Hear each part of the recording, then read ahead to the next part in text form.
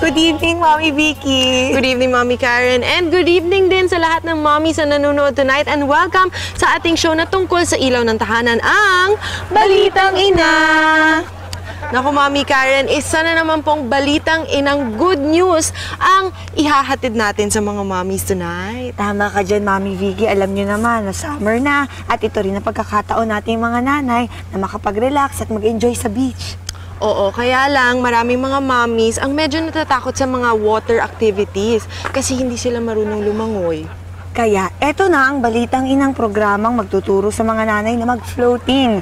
Dahil pag marunong ka mag-floating, madali kang matututong lumangoy. Correct ka dyan, Mommy Karen. At tatawagin natin ang programang itong Palutang Ina! At ang Palutang Ina ay exclusive lamang po sa mga mommies na gustong matutong mag-float para magpalutang-lutang sila at hindi na sila matakot sa mga water activities. Oo nga, at pag marunong ka ng magpalutang, isa ka na ang floating ina. Ganon, tama ka sa Mami Bongga, Karen. diba? Oo, pero wala na naman po tayong oras. Kaya para sa mga mommies dyan na nanonood, kung gusto nyo maging updated sa bagong impormasyon, siguraduhin tumutok lang dito sa Balitang Ina!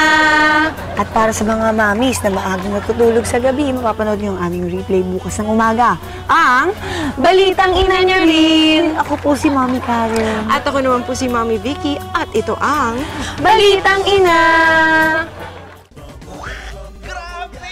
Exciting talaga yung mga eksena. At dahil hindi kayo bumibitiw, may sorpresa kami sa inyo. Punta lang kayo sa aming website